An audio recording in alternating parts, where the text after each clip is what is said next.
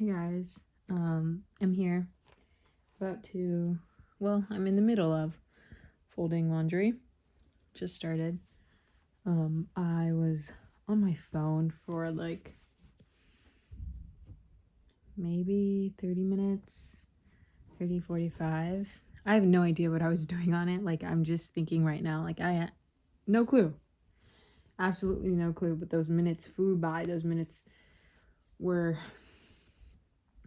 just freely given up by me. That time, that precious time for my life. And the reason, I guess, why I got up, actually, I'm not sure, but I did remember this video that I recently watched. It was more of a podcast, I guess. I don't remember the creator's name, but the title was "No Amount of Esoteric Wisdom Will Fold Your Laundry." And when I first saw the title, I was like, oh. There was a part of me that was a little targeted, that felt targeted. But, I mean, it's incredibly true. I do think, though, that wisdom is important and that having the right mindset can definitely alter the trajectory of things in your life. And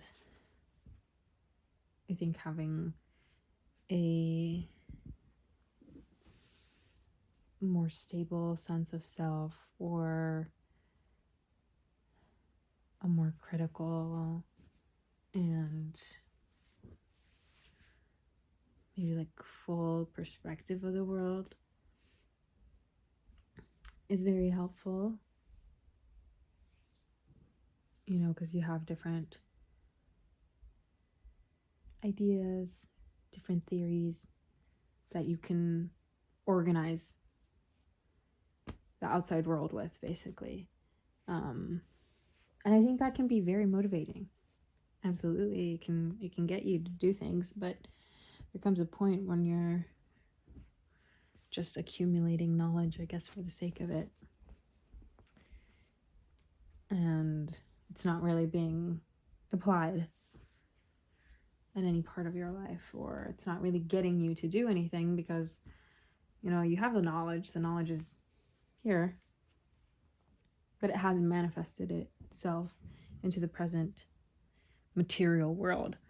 And I think that's kind of where I get stuck sometimes, where I think that just thinking hard enough about something and, you know, I'll suddenly align with something, or journaling will somehow it certainly does make my mind clearer.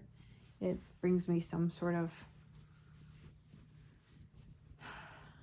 I would say maybe peace, or it allows me to offload certain thoughts and certain emotions. But I think also sometimes this is a different point, but I think sometimes it makes me disconnected from my emotions because I write them down, I try to intellectualize them, and I don't actually sit with them. And that's something I've also been working on, of like doing things that will bring about some release, and really just like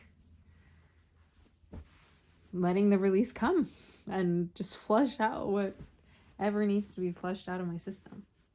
But to the actual point that I wanted to get to, I think that, you know, like journaling and these like more spiritual practices, again, are very helpful, and they're grounding, and I need them to sustain a good mindset. But at the same time, a good mindset or a good attitude or confidence will only bring you so far if you're not actually acting on it, or acting with it, acting with that momentum that it's giving you. And that doesn't mean that you're going to be confident all the time, or that having a good mindset all the time will automatically make you do things. It's something that you have to work for. Something that you have to work with, and you have to do. You have to do the mundane things. You have to fold your laundry, for example, wash the dishes, for example. And I think there's also a lot of beauty in that. I watched this, I think it was by the Big Think channel, and I think it was pretty recent. It was a philosopher. I can't remember the title right now. I'll have to look for it. And I guess I need to be a little bit more present or pay more attention to things when I watch them. It's because I was reorganizing my room while I was listening to it. But she's like wearing a red shirt, and that's the thumbnail, so I'll be able to find it. Anyway, she was talking about how, philosophers live so much in this internal world, or this like metaphysical world, versus and they're met up with, okay, they're in the metaphysical world and they can manipulate it, they can bend it, they can reorganize the world in a way that might not be physically possible, but because it's all in language, it's all in thought, you can kind of do anything with it, right?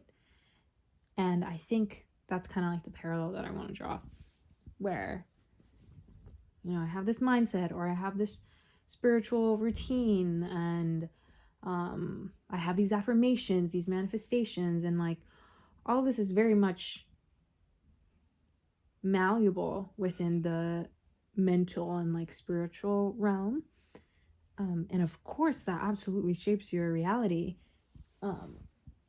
because there's like this study, this is like the one study that I like think really showcases just how much your thoughts can shape your reality, where they had two groups.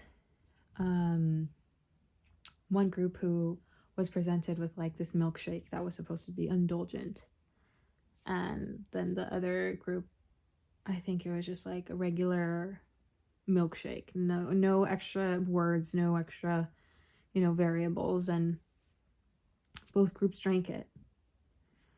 And this other group reported feeling more satisfied with the indulgent milkshake. Mind you, these are the same exact milkshakes. It's just the wording literally made their body produce more, I want to say it's ghrelin.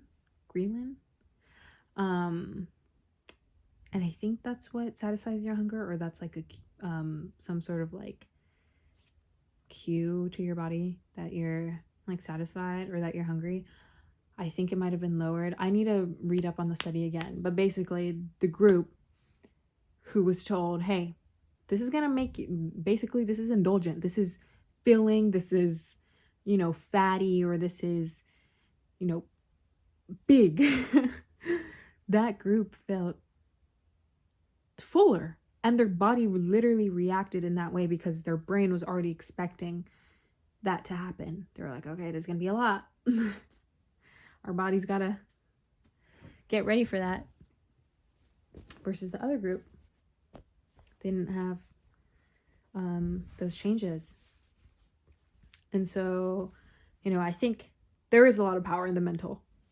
Absolutely. So much. And it can definitely get you to behave in different ways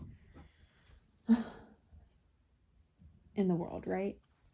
But I also think that that's not the end of the story. You have to keep going. You have to, like, sometimes it's harder to change your mindset, but if you just start doing something, it'll prove to your mind that you, for example, can do hard things, or you can commit to your, for example, like gym routine, even if it's not to the level that you imagine it to be, but you're taking a certain step towards it. You're taking care of, again, the more routine things, the more tangible things, the things that you can feel. And sometimes that will be a pain in the butt because it's not as easily malleable as your thoughts. You will come up against a stain that can't get out. You will come up against something that needs to be fixed. You can't just fix it or solve it away in your mind. And yeah, I think it's funny because having all of these thoughts or having this reflection, I can see the beauty in things and in the mundane things, and perhaps I wouldn't have been able to see that without this kind of like esoteric wisdom or knowledge. But it doesn't change the fact that I'm folding laundry. You know, it doesn't suddenly make the laundry process move any quicker. It'll take the same amount of time. But I guess it becomes less of a chore and more of a demonstration of just being, of just life. You know, not everything is always, I think there is beauty and there's spirituality in everything, but I don't think that those moments are always like, you know, crazy mystical experiences that, you know, sometimes can be induced by like really intense emotions or like drugs, music, like retreats. You know, you don't need to feel that level of awesomeness all the time. And I would even venture to say that that's not always the best. I feel like part of me sometimes feels that those like really big moments might feel a little artificial if they're being induced all the time, and they feel more like escape rather than presence. But yeah, I think I'll just end it there because I don't know where else I'm going with this, and I kind of want to watch a YouTube video. I love watching movie commentaries. That's something that I'd love to do. I just love it. I love watching other people watch movies that I've recently watched. Yeah, I love people reacting. I love seeing people reacting to movies or shows and stuff. It's so fun. And I kind of just want to do that while I fold my laundry. So I think that'll be it for this video. There are a lot of things that I have to do. And yeah, I can't just magically manifest them. You know, manifestations are only half of it.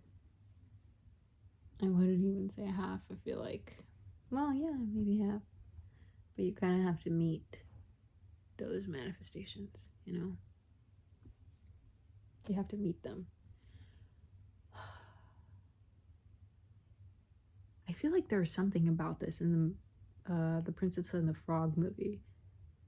Maybe I'm wrong, but I remember when she's wishing upon a star, and then it's like something about working hard as well. I really love that one. I'll have to give it a rewatch. Anyway, I said I was gonna cut it, so yeah. I'll see you guys very soon. Hope you're having a good day. Hope you're getting some laundry done. If you haven't done that already, maybe take the garbage out. Maybe get a drink of water. I definitely have to do that. Maybe organize your room a little bit. You know, meal prep. Whatever chore you gotta do, whatever task is waiting to get done, do part of it. Start it, at the very least. It's not always the most fun thing, but I do think it's a little rewarding once it's done. You know, it's not like running a marathon. You just gotta, you know, we don't gotta think that far. We don't gotta overwhelm ourselves with all of the tasks that we gotta do. We just gotta run one lap, just one. Do one rep, if you will. And my task for today is doing the laundry. So, yeah. Okay. I'll see you guys very soon. Sending lots of love. And